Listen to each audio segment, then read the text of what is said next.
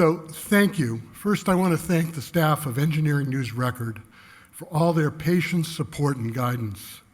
The three Scotts, Seltz, Blair, and Hilling, who I occasionally mix up. Bruce Buckley, Jen Tuckman, and especially Nadine Post.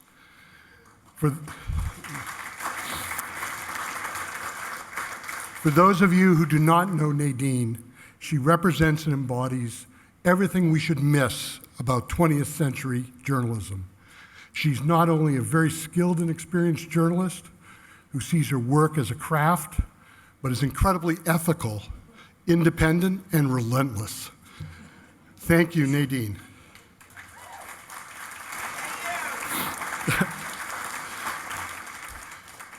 BHI's mission is clear and simple, and it remains unaltered after 12 years of doing this work: to help partner organizations deliver quality and dignified health care to many of the world's most impoverished, marginalized, and frankly forgotten populations. Often this is done in some of the most difficult and challenging countries in the world. We try to work where we are needed most and where people and health infrastructure are the least served and least supported. Our goal is not just to design, equip, and build great hospitals. There are numerous very large and established international companies, many of whom are here tonight, who are honestly more adept at that than BHI. What makes our mission and work unusual and unique is that we aim to create facilities with very limited funding that balance the ability to deliver quality health care and are sustainable within the local community context. And that is critical. Most of our projects are severely constrained by lack of infrastructure. No electricity, no grid to speak of, no water, no sewer. That's where we typically have to start and figure out how to deliver cost-effective basic infrastructure for healthcare. We strive to minimize the operating costs of the hospital as much as possible through our planning and design. That is the Achilles heel of hospitals in low-resource settings. In the countries we work in, there are no health insurance plans, and typically people are surviving on a few dollars a day. They simply cannot afford to pay for health care. And in most of the countries, that is the situation, that you have to pay for service. We're very proud to work with partners who don't charge and who provide health care to the poorest of the poor.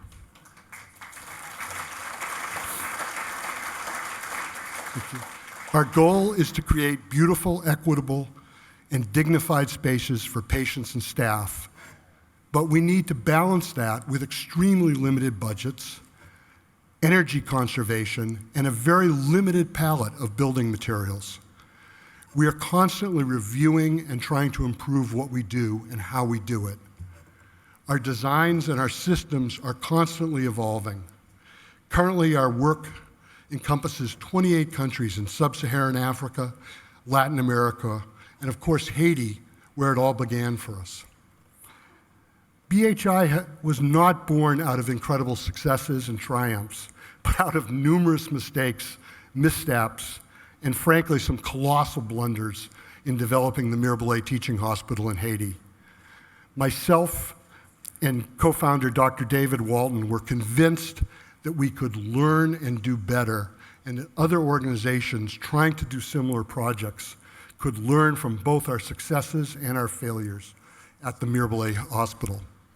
I'm very grateful to Dr. Walton, who taught me so much about how healthcare was actually delivered in a setting like Haiti and how it worked, because it's so different than in resource-rich countries like the United States. The other person who had an incredible influence on myself and BHI's work was the late Dr. Paul Farmer. Without his legacy, influence, and vision, there would be no BHI. I would be a very different person, living what I know would be a much less rewarding, and fulfilling life. Might be a little more relaxing, but it would clearly not be as fulfilling. Paul tragically died in his sleep in Rwanda in February. And quite honestly, myself, along with the entire global health community, are still trying to come to grips with that.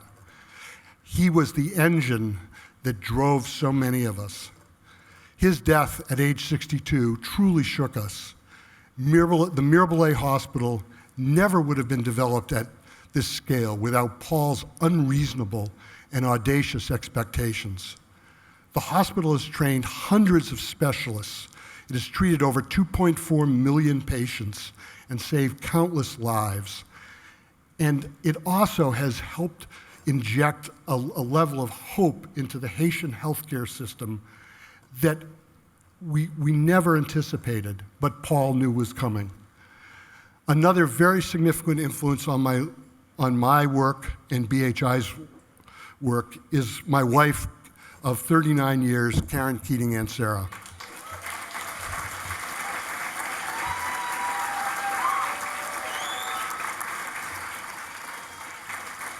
She has not only been my biggest supporter and partner, but also a constant source of ideas and inspirations for almost 4 decades. Truly my moral compass. My children, most of whom are here tonight, have been equally patient with me, especially when I was living in Haiti for 2.5 years while they were in high school and they needed their father. They came to understand and embrace the importance of our work and the impact it would have on so many other children. I'd like all of them to stand and give them a round of applause, please, including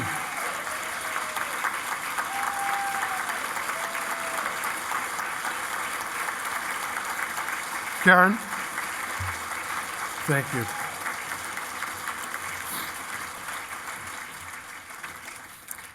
I'm very appreciative of the ENR Award of Excellence recognition, not only for myself, but for the many BHI staff, architects, engineers, tradespeople, laborers, collaborators, volunteers, and partners from over 15 countries who have helped BHI over the last 12 years.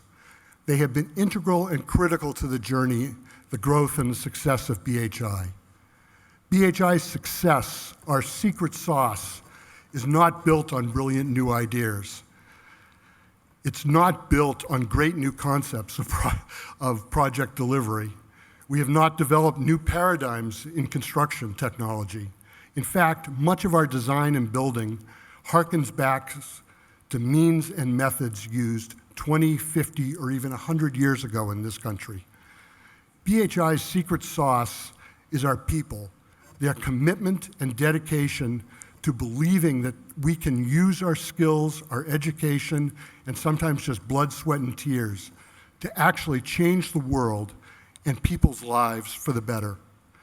Our team covers an incredible social, geographic, and economic spectrum that includes not only architects, engineers, and construction professionals, but tradespeople, biomedical technicians, diesel mechanics, logistics people, warehouse staff, clinical consultants, and drivers. We hail from many different countries: Haiti, Nigeria, Malawi, Kenya, Spain, Italy, the DR, Peru, Brazil, and even Canada. That's a BHI joke.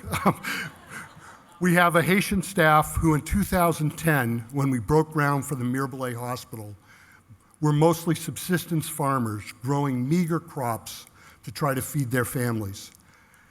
These are many of the people today who are the skilled foremen, masons, electricians, and plumbers for BHI, not only helping to build dignified and safe healthcare infrastructure in Haiti, but are now traveling to Sierra Leone to teach their West African counterparts the skills and trades which they have mastered as we build the maternal center of excellence in the shadow of the world's largest diamond mine in Sierra Leone, the epicenter of maternal mortality in the world. They have succeeded and grown While overcoming overwhelming adversity, they have not only survived but thrived despite the barriers. They are BHI's secret weapon in delivering over 200 projects around the world. It is this effort, the tenacity and resilience of our staff, our partners, our volunteers, that distinguishes us and separates from others who do this work. I would ask the BHI staff, board member, and volunteers to please stand and be recognized.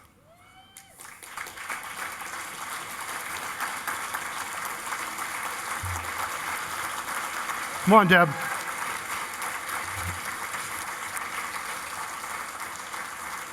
They work tirelessly and selflessly.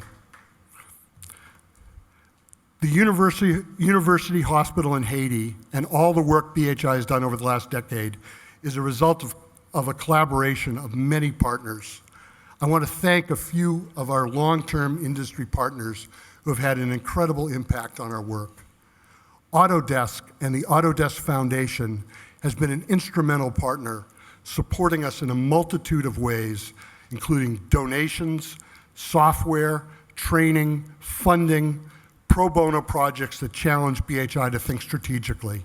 They have been nothing short of wonderful.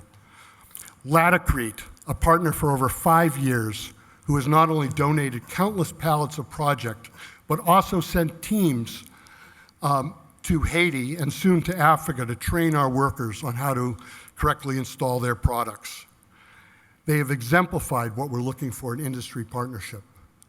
Granite City Electric, you saw Steve Heil, the CEO, generously has provided materials to BHI at cost or free and has saved our local partners thousands of dollars and allowed them to allocate those funds to medication and clinical personnel. Dormakaba Best Hardware, formerly Stanley, has furnished all our hardware for all our projects since the very beginning, starting with the Mirabelet Hospital. And they've done that either free or at their cost. USG, Daltile, Stone Source, Saint-Gobain have donated finished materials. Southwire, Schneider, Square D, Hubble, and Satco are just a few of the electrical industry giants that have supported BHI with generous in-kind donations.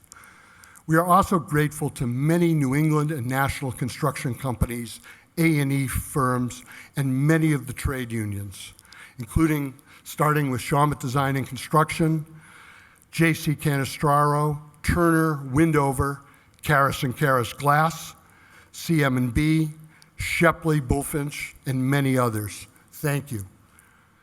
But there is much more work to be done, and we need your help.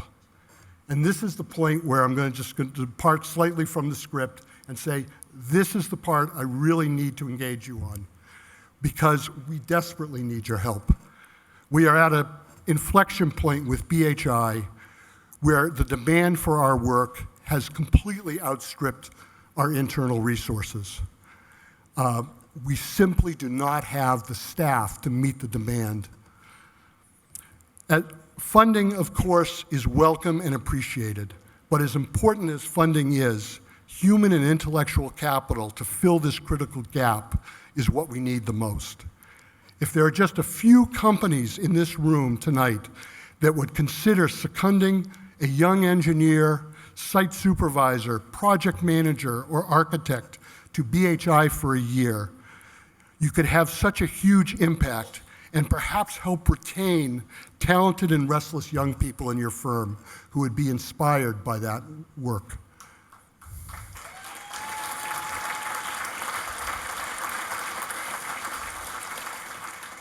The other critical way you can join us is by using your clout and your buying power to access building materials that would otherwise be expired or no longer current and possibly end up in an abandoned warehouse or a dumpster. We put many of these to good use every day, and they are welcome. You could introduce BHI to your local hospital administrators.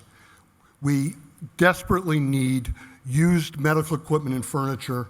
We have biomed techs who can repair it and certify it, but we are always looking for critical healthcare items that are even 10, 20 years old.